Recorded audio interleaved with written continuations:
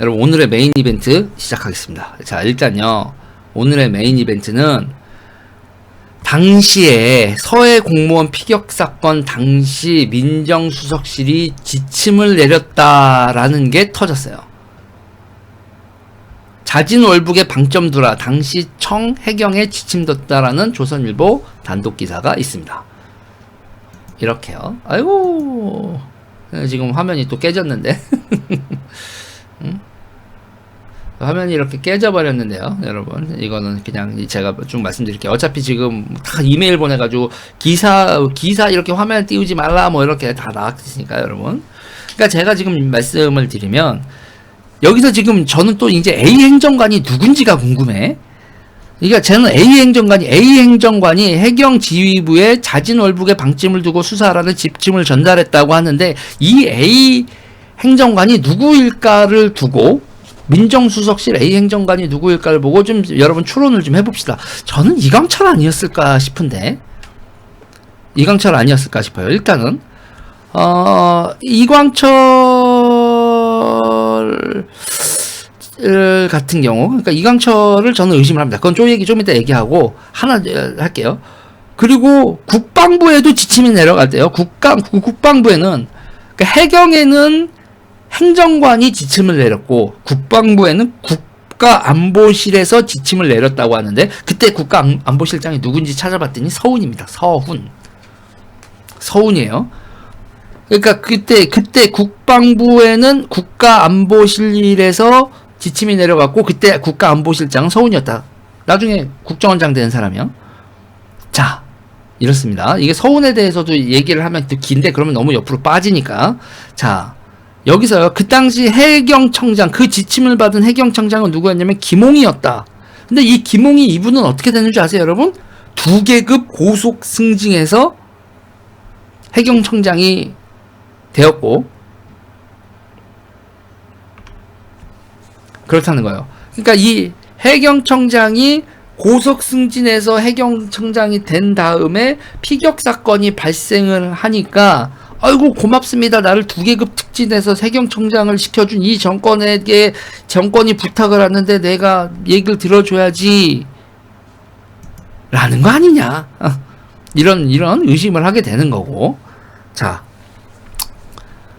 그리고 해경이 일단 자진월북 중간 수사 결과를 발표했다 이건데 이거 같은 경우에는 또 이제 그 월간조선 기사를 참고하면서 서해 공무원 피살 사건의 그 형님의 인터뷰를 보다 보면 이런 정황이 나옵니다. 자진월북 중간 수사 결과를 해경이 발표하고 이런 거에 있어서 지침에 뭐 이런 다른 거 아니냐 이런 의심을 할 수밖에 없는 상황. 그러면 이러고 난 다음에 그러면은 해경청장은 2계급 특진한 다음에 사고가 터졌으니 이렇게 해줬다 이렇게 보고 그러면 이걸 수사했었던 해경 간부들은 어떻게 됐나? 이걸 수사한 수사총괄한 수사정보국장 윤성현 씨는 그 다음에 3개월 뒤에 치안감으로 승진했다. 사건 3개월 뒤엔 치안감으로 승진했고 인천해양경찰서 수사과장 옥현진 씨는 총경으로 승진했다. 이거를 이렇게 수사하신 분들이 그냥 이게 뭐가 그렇게 그 미제 사건이고 뭐라고 뭐 다른 승진할 이유가 있었다 얘기를 또 그렇게 하겠지만 아무튼 이걸 수사한 부신 분들은 전부 다 영전했다. 줄줄이 승진했다.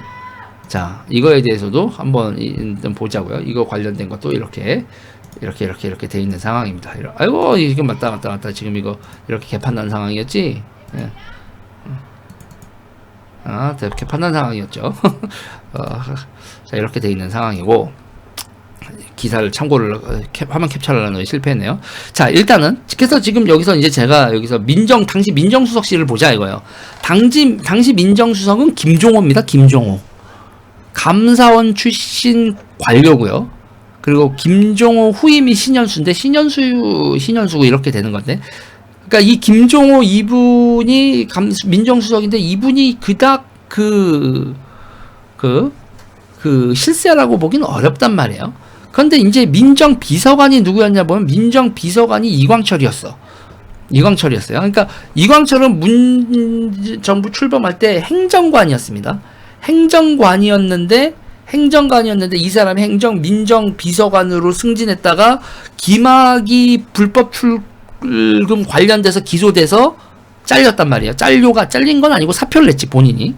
그러니까 지금 이게 뭐냐면 민정수석실에서 수석이 여러 번 바뀌어도 이광철이 초기부터 북박이로 실세였어요. 그러니까 행정관인데 행정관 같지 않은 행정관이었죠.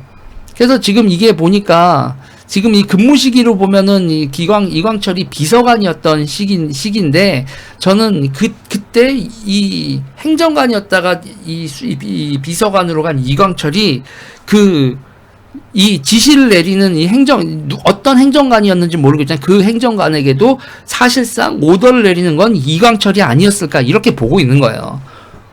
그러니까는 이게 이제 보면은 이 민정수석실의 북박이 실세는 이광철이었다. 그러니까 제가 항상 얘기하는 게 얘네들은 조직 운영할 때 장이 학생회장이나 기타 등등 이렇게 있는 장이 실세가 아니라 그 밑에 별거 아닌 거로 보이는 사람이 사실은 진짜 찐들과 연결되어 있는 핵심이다. 이렇게 봤을 때는 이때의 민정수석실의 핵심은 이광철이라고 봐야지. 저는 이렇게 얘기를 하는 거예요. 일단은 이걸 여러분 말을 되게 짧게 했는데 이거와 관련된 주변의 서운의 이야기, 이광철의 이야기, 그리고 다음에 옵티머스 이런 펀드 얘기 때 나오는 이진아 행정관 얘기까지 이 문재인 정부의 민정수석실은 정말 문제가 많죠. 자, 일단 요 얘기는 여러분 정말 빨리 해서 요약해서 여기까지만 일단 얘기를 할게요.